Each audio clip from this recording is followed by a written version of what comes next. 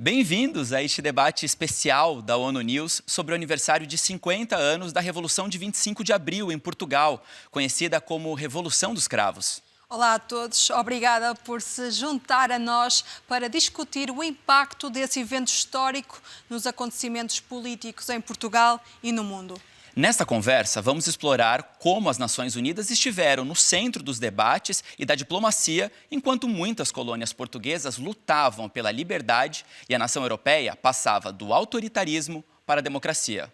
E para nos aprofundarmos nesse fascinante capítulo, teremos a companhia de estimados convidados no estúdio: o secretário-geral das Nações Unidas, António Guterres, e 6 representantes permanentes que atuam como embaixadores na ONU. Confira agora algumas imagens da Revolução dos Cravos.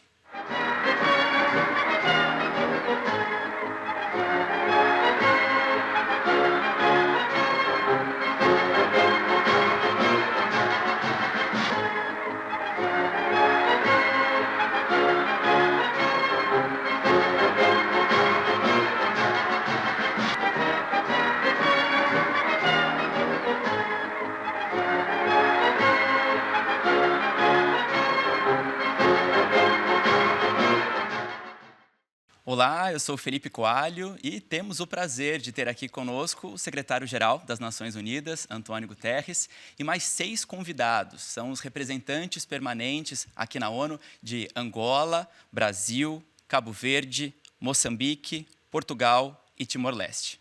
Eu sou a Marta Moreira, co-moderadora deste debate, e neste primeiro segmento teremos apenas o secretário-geral da ONU, António Guterres, para compartilhar as lembranças dos eventos que marcaram esta revolução democrática, pacífica em Portugal, mas também a sua relevância em termos globais. Obrigada, Sr. secretário-geral António Guterres. Pergunto-lhe qual foi o impacto desta revolução politicamente e globalmente. Em primeiro lugar, creio que é necessário fazer justiça. E estou muito satisfeito por estar aqui com os representantes dos países de língua portuguesa e, em particular, dos países africanos de língua portuguesa. Porque há, muitas vezes, esta ideia de que o 25 de Abril foi uma revolução portuguesa e que, na sequência dessa revolução portuguesa, que criou a democracia em Portugal, ou recriou a democracia em Portugal, foi possível a descolonização. Ora, a verdade é que não teria havido 25 de Abril sem o que foi a luta dos movimentos de libertação africanos. E creio que essa justiça deve ser feita.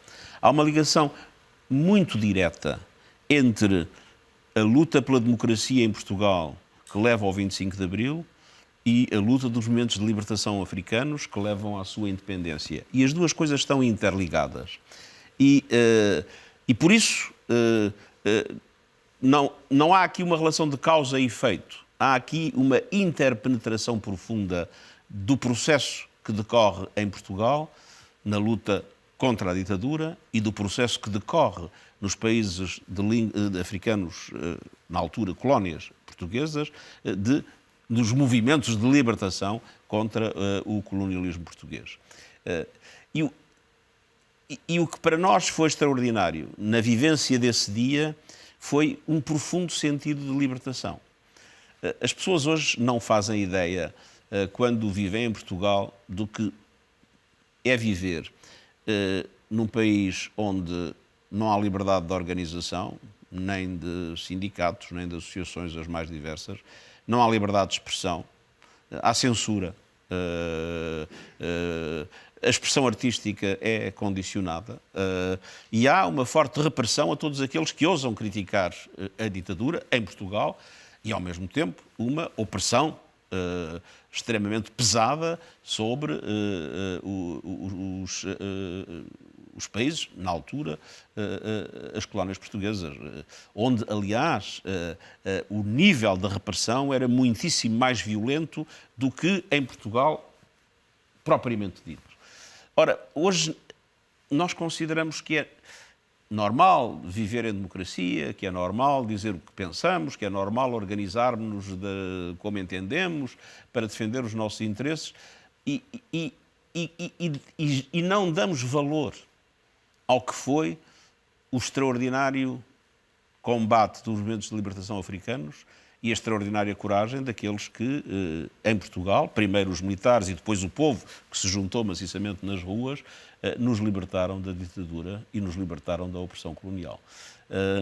É um sentido de, como disse, profunda libertação, ao qual hoje já não somos capazes de dar o devido valor, porque as novas gerações não tiveram essa experiência do que é viver num regime ditatorial e num regime opressivo de outros povos. Secretário-geral, naquele momento, o que fez com que o senhor e todos aqueles que se levantaram contra a autocracia em Portugal acreditassem que estavam do lado certo da história? Vamos lá ver. Em primeiro lugar, uma ditadura é algo de inaceitável. Todos, mulheres e homens, temos os mesmos direitos. E todos temos uma aspiração profunda à liberdade. E, portanto, estar do lado da liberdade contra a opressão é estar do lado certo. Acho que isso não tem dúvida nenhuma. Mas aqui também há um aspecto de estar do lado certo do ponto de vista histórico. O colonialismo foi o que foi, e foi um processo que durou séculos e que teve consequências trágicas para os países colonizados. Podemos falar da escravatura como um dos aspectos e do movimento transatlântico da escravatura como uma das maiores tragédias da humanidade. Simultaneamente, nós assistimos, durante um período largo da história da humanidade, à possibilidade de um conjunto de países que se desenvolveram mais rapidamente, do ponto de vista tecnológico, com armamentos mais modernos, etc., de oprimirem uma grande parte do resto do mundo. Ora bem, há aqui um movimento natural. Num dado momento é preciso restabelecer a igualdade entre os povos. É preciso restabelecer a liberdade de todos os povos. E aí, infelizmente, Portugal veio muito tarde. Quer dizer, se alguma coisa podemos criticar no 25 de Abril, ou podemos criticar, foi que o 25 de Abril, do ponto de vista histórico, deveria ter ocorrido décadas mais cedo. A ideia de que era possível manter um império colonial no século XX, como o Salazar pensava, era não só uma ideia profundamente inaceitável do ponto de vista político e moral, mas era uma ideia absurda, porque era evidente que um país pobre, pequeno como Portugal, não tinha condições para o fazer e hoje muitas vezes não se tem a noção do que foi também o sofrimento dos portugueses, que levou mais de 1 milhão de portugueses, na década de 60, a sair do país. Muitos deles porque não queriam fazer o serviço militar, e muitos outros porque simplesmente o país não estava a desenvolver-se e não estava a criar as condições e as oportunidades necessárias. E, portanto, é claro que estamos do lado certo da história, libertando um país da ditadura, e estamos do lado certo da história, restabelecendo justiça nas relações internacionais, depois de um passado colonial que é inaceitável. Senhor Secretário-Geral, para terminar, alguma mensagem ou comentário adicional que queira deixar para assinalar estes 50 anos do 25 de Abril? Uma mensagem de grande esperança de que a comunidade dos países de língua portuguesa, que está em todos os continentes, e onde há hoje um profundo sentido de fraternidade, que infelizmente falta no mundo, onde vemos divisões profundas, guerras e conflitos por toda a parte, que esta comunidade, que é um símbolo de paz, possa ter um papel decisivo em restabelecer a confiança que está perdida, infelizmente, no nosso mundo e em restabelecer as condições que nos possam permitir não apenas mais paz, mas ao mesmo tempo um desenvolvimento mais justo, o respeito dos direitos humanos e a ultrapassagem das dramáticas divisões que hoje pesam sobre nós todos como uma ameaça ao futuro da humanidade.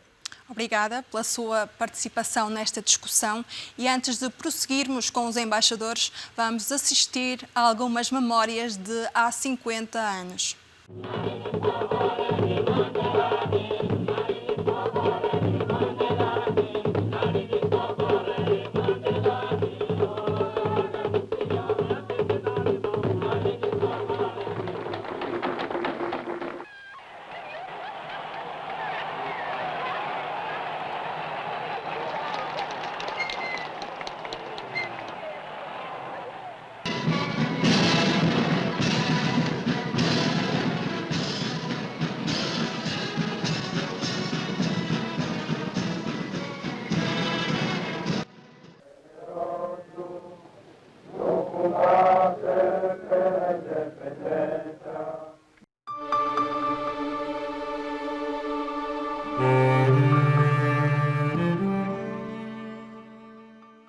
Agora, neste segmento da discussão, cada embaixador terá 2 minutos para responder às nossas perguntas. Vou seguir por ordem alfabética, começando com Angola. Embaixador, qual a importância da Revolução dos Cravos no seu país? A Revolução dos Cravos teve uma grande importância para Angola porque criou a dinâmica que levou à independência do país. Um processo que foi difícil e complexo, até porque um dia depois do 25 de Abril, o movimento das Forças Armadas falava na importância de se encontrar uma solução política para a guerra, mas, entretanto, considerava importante um debate sobre a questão ultramarina. Portanto, não havia claramente uma declaração da importância da autodeterminação dos povos sob domínio colonial. Isso aconteceu em julho com a aprovação da Lei sobre a Descolonização, em que Portugal reconheceu o direito de autodeterminação e independência dos povos, que ficou ainda mais clara esse desejo de Portugal avançar neste processo quando o secretário-geral das Nações Unidas, Kurt Waldheim, visitou Portugal em agosto e Portugal deixou claramente que esse seria o caminho a seguir e que os movimentos de libertação seriam os interlocutores legítimos neste processo que levaria à independência. Portanto, para nós foi um passo importante, o 25 de Abril, mas foi necessário continuar a pressionar para que, efetivamente, a independência fosse uma realidade do nosso país. E para o Brasil, embaixador? Bem, para o Brasil, o 25 de abril teve um grande impacto, porque Portugal era um país muito próximo de nós. Nós estávamos vivendo, naquele momento, uma fase muito difícil do nosso próprio regime militar. Tinha terminado o governo Médici, que foi um governo especialmente duro, e começava, assim, uma ideia de uma abertura lenta e gradual. E, certamente, a Revolução dos Cravos teve o impacto de mostrar que havia um caminho, que havia uma esperança. Eu acho que isso foi muito bem captado pelo Chico Buarque naquela canção Todo Mar, né? E nós, acho que a partir dali, o Brasil, naturalmente seguindo também um processo interno, começaria a trilhar um caminho de redemocratização que demoraria ainda algum tempo. Ela se concretizou apenas em 1985, mas sem dúvida nenhuma o 25 de abril teve esse impacto. E ele teve um outro impacto importante, que foi nos libertar do jugo do colonialismo português, porque nós tínhamos uma contradição muito forte na nossa política externa. Nós reconhecíamos a independência de todas as ex-colônias francesas, britânicas, holandesas, mas nos mantínhamos presos ao colonialismo português e o 25 de abril e as suas imediatas consequências nos libertaram prontamente desse jugo e nós fomos o primeiro país a reconhecer Angola e depois fomos dos primeiros a reconhecer cada uma das ex-colônias portuguesas. Eu acho que esse é o principal impacto naquele momento. Vou pedir para a embaixadora falar agora sobre Cabo Verde, né? Como é que foi? Qual é a importância? Em Cabo Verde também é uma data de inestimável valor. Como sabe, na altura, os nossos, então ainda jovens, mais tarde, os primeiros dirigentes do país, alguns encontravam-se em Portugal, onde tinham estabelecido amizades com portugueses que foram, portanto, os fundadores ou os que estiveram na origem dessa revolução, mas também com colegas dos outros países de língua portuguesa, os PALOP. Outros encontravam-se na Guiné-Bissau, onde decorria na altura ainda, e infelizmente, essa luta pela libertação dos dois povos. E então é uma data que está na base daquilo que depois viria a ser um dos valores fundamentais da nossa Constituição, da nossa sociedade, a liberdade e a democracia. Senhora Embaixadora, agora Moçambique, qual foi o impacto que esta Revolução dos Cravos teve no seu país? Teve um grande impacto, mas para contextualização, creio que as palavras do Sr. Secretário-Geral das Nações Unidas foram extremamente úteis, porque ilustram a convergência da luta pela libertação dos nossos povos nas 5 colônias e a luta do povo português pela liberdade.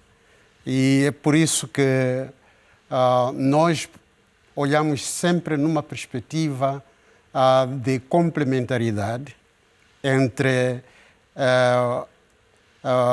Portugal e Moçambique, neste caso.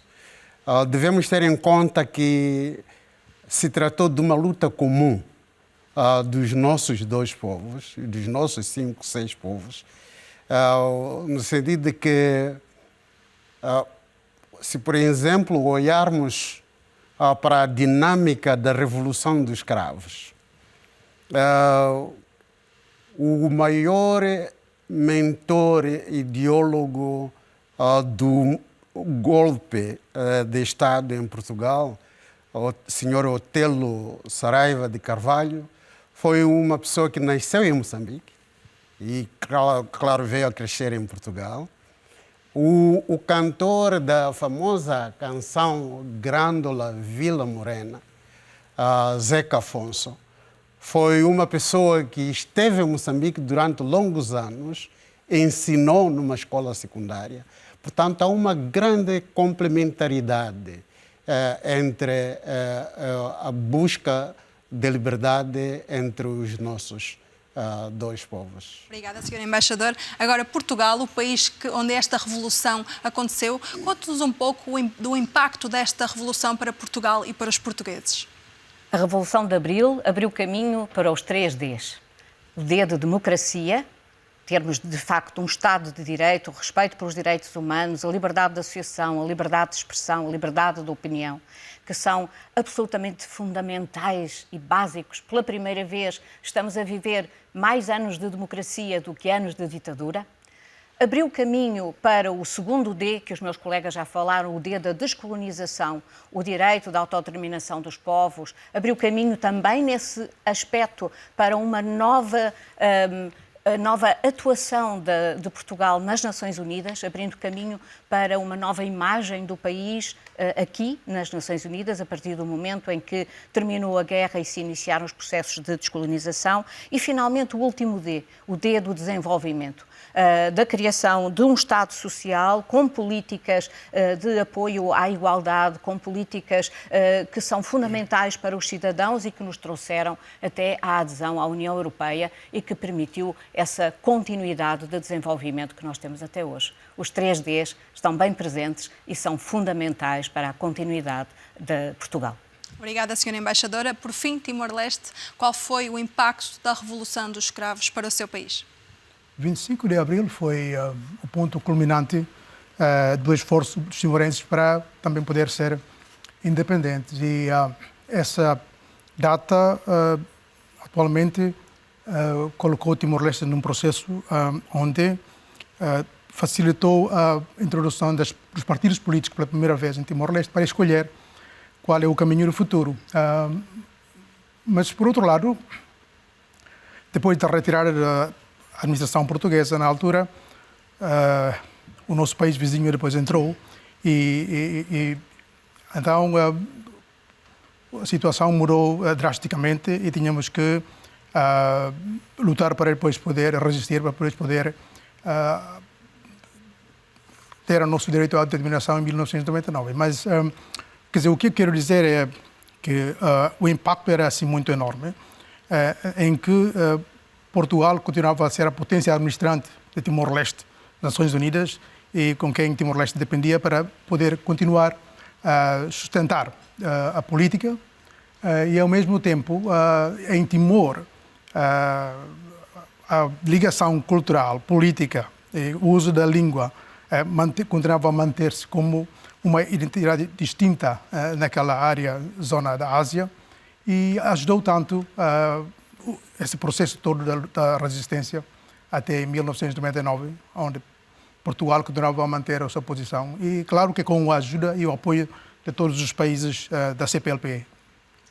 Agora eu quero saber das relações que começaram depois da Revolução dos Cravos entre os países do bloco lusófono. Além da língua em comum, que outros fatores ajudaram a construir essas novas relações? Começando, embaixador, primeiro por Angola.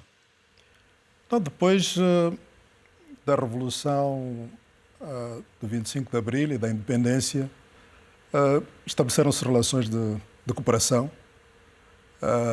com vantagens recíprocas para o desenvolvimento, no nosso caso, no desenvolvimento de Angola.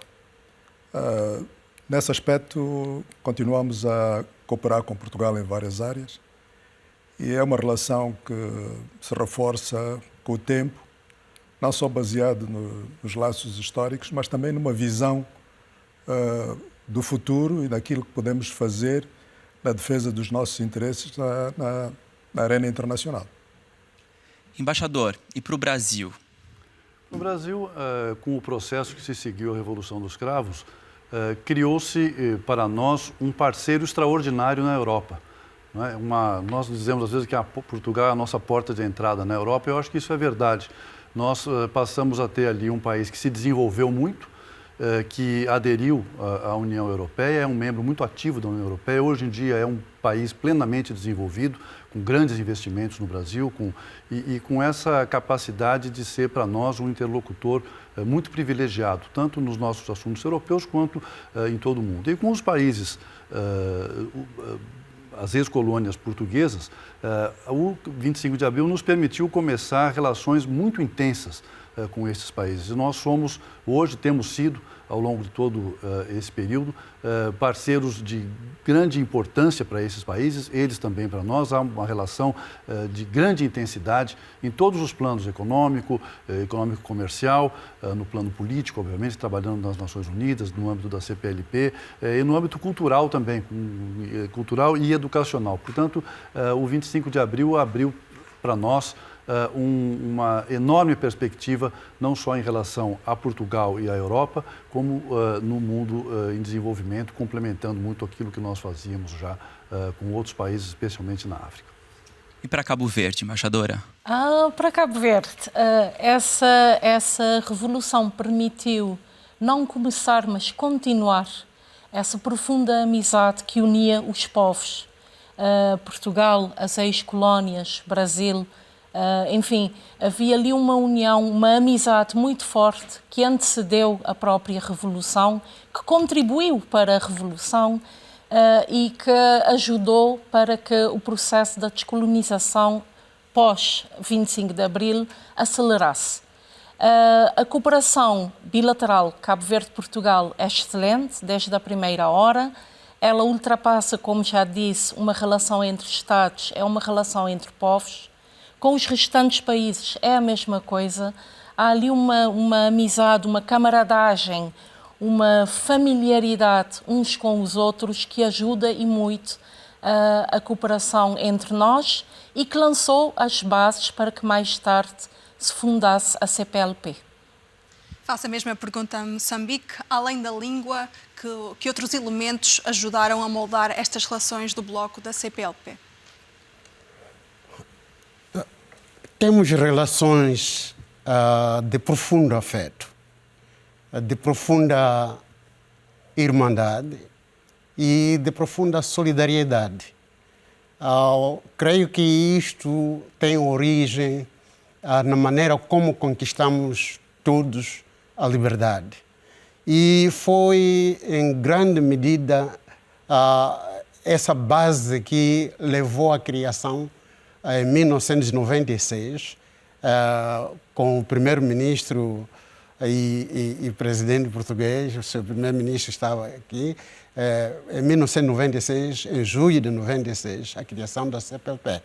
A CPLP é um modelo totalmente diferente do modelo de Commonwealth ou da francofonia. É um modelo de Estados soberanos, mas ligados por um vínculo de profunda fraternidade. Portanto, o 25 de Abril deu-nos essa base, esse impulso, para que hoje tenhamos esse afeto que une os nossos países. Senhora Embaixadora, sem dúvida que a língua é um fator de união fundamental, mas que outros elementos ajudaram a moldar estas relações? Eu diria que a língua é, sem dúvida, esse fator agregador, mas também a riqueza que nos traz a diversidade cultural. A riqueza de podermos falar na mesma língua com culturas tão diversas como aquelas que formam os países da CPLP. Isso dá-nos uma dimensão, uma riqueza, uma profundidade muito grande, que se reflete depois ao nível político, as relações políticas que são excelentes, ao nível económico e também ao nível do apoio ao desenvolvimento e as pontes que Portugal consegue fazer e pode fazer com todos estes países e através destes países, com todos os continentes onde eles estão, que nos permite chegar longe em conjunto. Este chegar longe em conjunto é fundamental aqui nas Nações Unidas, onde a CPLP tem um lugar muito relevante para conseguirmos trabalhar num momento em que as relações internacionais se encontram numa fase bastante tensa. Ter um conjunto de países que é capaz de trabalhar em conjunto e trazer propostas novas para cima da mesa, propostas de paz, de igualdade, de respeito mútuo, de cooperação internacional é extremamente relevante. Faço então a mesma pergunta a Timor-Leste. Além da língua, que outros elementos moldaram estas relações? Timor-Leste tem vindo com uma experiência quase única, no sentido de que depois da ocupação indonésia, em 1999, depois do referendo, a língua portuguesa foi reintroduzida e é uma das línguas oficiais do país, para além do teto. Língua local. Mas, para além da língua que é usada na administração, no sistema jurídico e também no comércio e outras coisas, a afinidade histórica, a afinidade política e outras, incluindo também há muitos timorenses que ainda continuam a manter-se a cidadania como cidadãos portugueses, quer dizer, enriqueceram mais essa ligação entre Portugal e Timor-Leste. E os sucessivos governos de Timor-Leste também trabalharam intimamente com o governo português em termos de definir programas e estamos agora nesse momento e conseguimos fazer um pacote de programa principalmente na área de educação, na área da saúde e também do desenvolvimento da infraestrutura e continua a ter um impacto assim muito grande e eu acho que nesse momento há muitos timorenses também que estão em Portugal a frequentar as universidades portuguesas, por isso essa ligação continua e está sendo mais forte nesse momento. Essa revolução deixou um legado importantíssimo, né? 50 anos depois, qual caminho devemos seguir pensando em bloco? Começo com o senhor, embaixador. Eu acho que nós precisamos de reforçar as nossas relações a nível da CPLP. Servir a CPLP como um instrumento que nos possa levar ao desenvolvimento, a consecução dos objetivos de desenvolvimento, que nos permita termos uma posição mais assertiva em conjunto a nível da comunidade internacional, naquelas questões que nós julgamos importantes para os nossos povos, para as nossas nações, de maneira que a base histórica que temos, as relações culturais, uma língua comum, que sirvam de elementos para levar-nos a outros patamares a nível da comunidade internacional e que possamos, em conjunto, trabalharmos para o desenvolvimento dos nossos respectivos países e para a defesa dos nossos interesses num mundo cada vez mais globalizado e mais competitivo. Embaixador, como que o Brasil vê essa questão?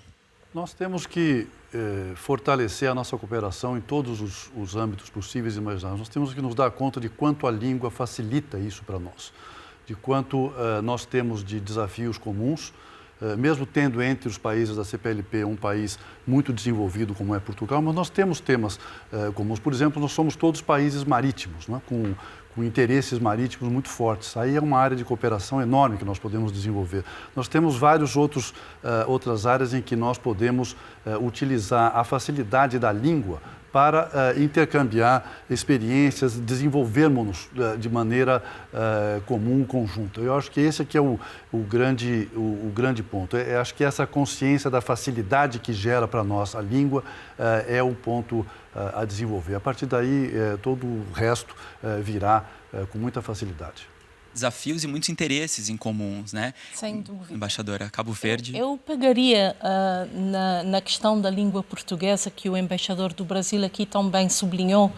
Nós, pelo número de falantes de português que somos neste momento, temos uma causa comum, que é conseguir termos a língua portuguesa como língua oficial nas Nações Unidas. É a língua que nos une, é a língua na qual nós choramos, cantamos, amamos, enfim. Temos o desenvolvimento sustentável, naturalmente, é uma causa também comum, obviamente com desafios diferentes para uns e outros, dependentes não só da nossa localização geográfica, mas também de outras características. E temos aqueles valores comuns, universais, nos quais temos sido grandes e acérrimos defensores. Os direitos humanos, a liberdade, a democracia, o direito ao desenvolvimento e por aí fora. E eu penso que como bloco, como número significativo de pessoas, portanto, que representa a CPLP, temos essa meta, essa missão e esse desafio de fazer ouvir a nossa voz e fazer valer essa solidariedade e utilizá-la também como exemplo na arena internacional. Obrigada, Sr. Embaixador. Para Moçambique, qual o caminho a seguir para o Bloco? Eu continuo a pensar que o reforço da CPLP continua a ser o caminho mais certo para desenvolver e alavancar as nossas relações. E a CPLP assenta em 3 pilares, que é o desenvolvimento da língua portuguesa para todos nós, importante, é a concertação político-diplomática e a cooperação. Portanto, caberá aos governos dos 8 países reforçarem, utilizarem a CPLP como um instrumento fundamental no desenvolvimento das nossas relações. Estamos inseridos em continentes diferentes e isso é uma vantagem, mas temos que encontrar caminhos muito concretos de reforçar as nossas relações. Senhora Embaixadora, aqui Cabo Verde falou da possibilidade de tornar o português uma das línguas oficiais, assim é que é, das Nações Unidas.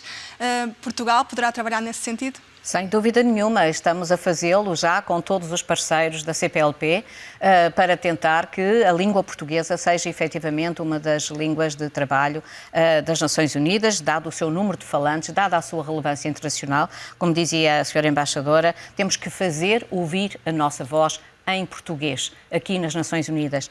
E fazê-la ouvir significa trabalhar em conjunto. Trabalhar em conjunto nas áreas que já foram identificadas, sobretudo temos muito a fazer na coordenação política, na coordenação das questões de segurança e defesa, que são neste momento um aspecto fundamental, também em tudo o que tem a ver com o desenvolvimento sustentável, com a luta contra as alterações climáticas, aqui a problemática dos oceanos, que é fundamental para todos nós e que nos afeta de sobremaneira, e a ideia de que em conjunto podemos fazer também algumas declarações conjuntas no Conselho de Segurança, na Assembleia Geral e fazê-las sempre que possível em língua portuguesa para que o resto do mundo consiga ouvir-nos na nossa língua comum e consiga, a partir daí, entender esta nossa comunidade, que é uma comunidade de valores, efetivamente, uma comunidade de expressão, uma comunidade de valores que nos unem em relação à defesa dos direitos humanos, à liberdade, à democracia, à ideia de que juntos podemos construir um mundo melhor. Obrigada. Por fim, Timor-Leste, qual o caminho a seguir por este bloco? Para Timor-Leste, a CPLP é um ponto de entrada ao mundo.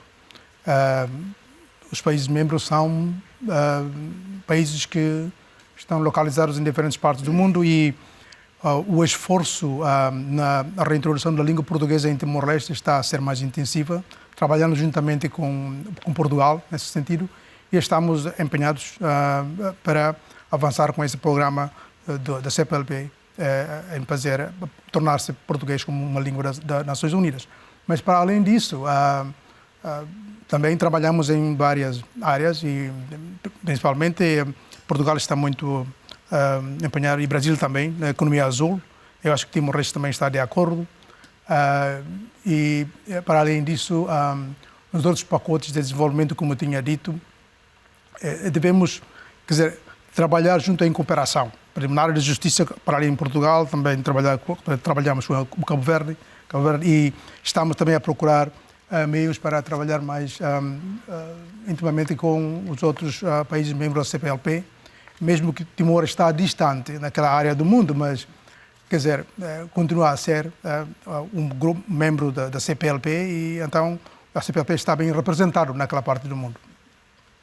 Bom, eu gostaria de agradecer a presença dos embaixadores de Angola, Brasil, Cabo Verde, Moçambique, Portugal e Timor-Leste neste debate riquíssimo que tivemos aqui nas Nações Unidas para marcar o aniversário de 50 anos da Revolução dos Cravos, um movimento que teve um impacto significativo na libertação de antigas colônias portuguesas.